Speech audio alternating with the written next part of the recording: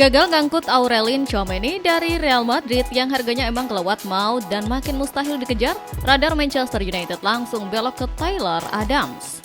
Padahal kalau dipikir-pikir, stok lini tengah setan merah sebenarnya udah lumayan terisi sama Yuri Tielemans dan Andre Santos. Tapi namanya juga tim papan atas. Urusan kedalaman skuad jelas tetap jadi prioritas nomor 1.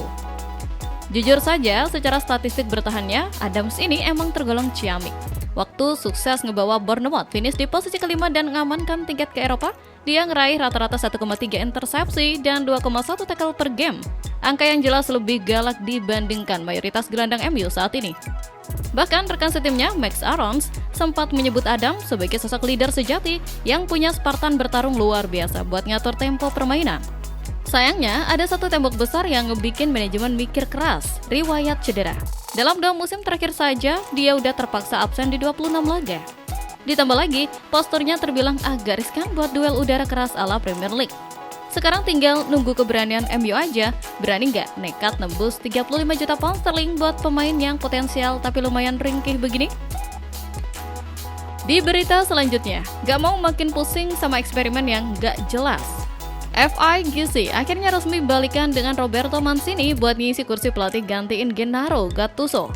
Proses penunjukan ini sebenarnya sempat ngebikin internal memanas parah, sampai-sampai Paolo Maldini dan Leonardo milih cabut dari jabatan karena beda pandangan.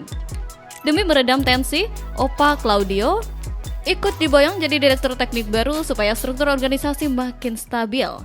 Mancini jelas bukan orang asing di ruang ganti Gli Azzurri. Dia pernah ngukir sejarah manis pas ngebawa Italia menjuarai Euro 2020 plus nyetak rekor fantastis 30 lebih laga tanpa terkalahkan.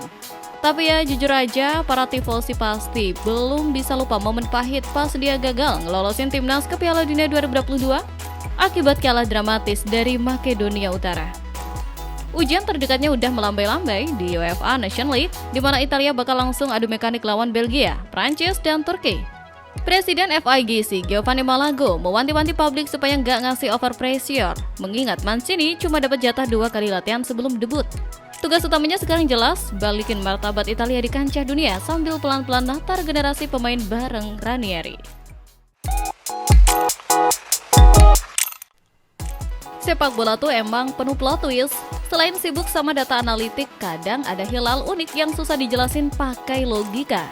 Contohnya ikatan misterius Manchester United sama game Grand Theft Auto. Tiap seri utamanya rilis dari 1997 sampai 2013, setan merah selalu auto angkat trofi Liga Inggris. Tapi ada teori yang lebih mind-blowing, dejavu tahun 2010 ke 2026. Spanyol yang baru aja menjuarai Piala Dunia 2026 lewat kor pemain Barcelona itu beneran mirip naskah 16 tahun lalu. Di panggung yang sama, langkah Portugal bareng Cristiano Ronaldo lagi-lagi diputus Spanyol di 16 besar lewat skor tipis 1-0. Plotnya makin match waktu Real Madrid manggil balik Jose Mourinho usai musim tanpa gelar persis kayak 2010. Ditambah lagi, klub London Arsenal baru aja ngunci gelar juara Liga. Dah, sejarah nyatet, setahun usai momen 2010 itu, MU berhasil keluar sebagai kampion. Mampukah cocok logi ini jadi sinyal kalau kejayaan setan merah emang lagi OTW balik? Buat makin menyempurnakan puzzle ini, ada rumor transfer hangat. Tim Talk ngabarin kalau Victor Osimhen spill pengen nyobain sengitnya Premier League dan MU masuk radar idaman dia. Usai tampil gacor bareng Galatasaray lewat 30 kontribusi gol, boomer Nigeria ini dianggap cocok banget buat nemenin sekaligus bagi beban gol bareng Benjamin Sesko. Kemudian di berita selanjutnya, Real Madrid benar-benar flexing.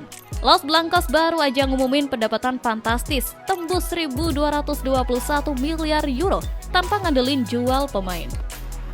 Angka ini bikin mereka jadi klub olahraga pertama yang nyentuh rekor segitu, didorong dari cuan renovasi Santiago Bernabeu dan sponsorship. Finansial yang super sehat ini bikin Madrid santai ngeborong pemain kelas atas kayak Ibrahima Konate, Bernardo Silva, Marc Cucurella, sampai Denzel Dumfries.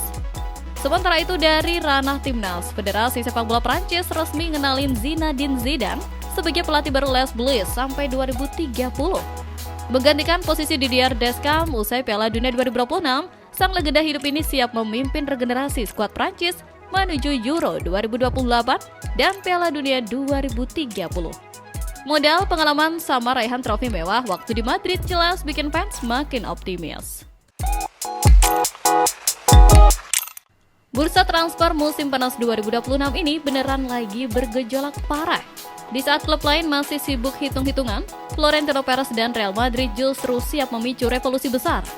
Gerah melihat Barcelona mendominasi tahta Spanyol. Madrid dikabarkan kembali menunjuk Jose Mourinho demi membangun era Galacticos baru. Proyek ambisius ini kabarnya berani merogoh kocek fantastis.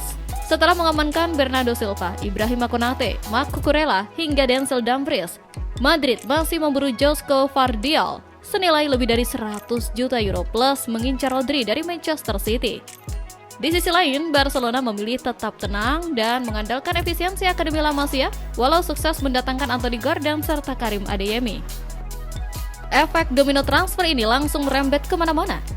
Kehilangan Cucurella memaksa Chelsea berburu Alvaro Carreras dari Madrid, sementara AC Milan menaikkan tawaran jadi 35 juta euro demi memboyong Gerard Martin dari Barca. Tak mau kalah, Tottenham garapan Roberto De Zerbi masih terus belanja usai menghabiskan 230 juta pound sterling. Sementara di Anfield, Liverpool mulai membidik Barclay Barcola dari PSG sebagai suksesor ideal Mohamed Salah. Sementara itu di berita lain, pintu keluar Old Trafford mendadak terbuka lebar ke arah Italia. Juventus dikabarkan sedang menjalin negosiasi intensif untuk mengangkut dua bintang Manchester United menuju Serie A. Nama pertama adalah Joshua Zirkzee. Usai negosiasi Randal Kolo Muani dari PSG menemui jalan buntu, si nyonya tua langsung beralih ke Zirkzee. Penyerang asal Belanda itu dinilai butuh suasana baru setelah cuma mengemas 9 gol dari 75 laga bersama Setan Merah. Pihak United pun dilaporkan terbuka melepas Zirkzee lewat status pinjaman plus opsi permanen senilai 30 juta pound sterling. Gak cuma Zirkzee, Juventus lewat direktur olahraga Frederick Massara juga nekat bergerilya mendekati perwakilan sang kapten Bruno Fernandes. Bruno diproyeksikan jadi pengatur serangan utama dalam skema racikan Luciano Spalletti. Namun, transfer Bruno dipastikan jauh lebih rumit. Selain bandrolnya menembus 75 juta euro, manajemen United menegaskan sama sekali tak berniat melepas jendera lapangan tengahnya dan justru makin optimis merampungkan kesepakatan kontrak baru di Old Trafford. Bursa transfer selalu punya cara unik menenun takdir. Manchester United mendadak memoles lagi memori lama mereka pada sosok Carlos Baleba. Di bawah ketenangan panggung Michael Carrick, Setan Merah memang butuh gelandang box to box yang bukan cuma tangguh memutus arah serangan, tapi juga anggun membagi bola. Laporan Sportmail mengonfirmasi Baleba masuk daftar perburuan utama, walau Brighton memilih bergeming tenang dan hanya mau bernegosiasi jika ada mahar yang benar-benar sepadan. Di sudut cerita berbeda, radar United ikut membidik ketajaman Oli Watkins. Langkah ini diposisikan sebagai skenario balasan andai Joshua Zirkzee benar-benar angkat kaki menuju Serie A.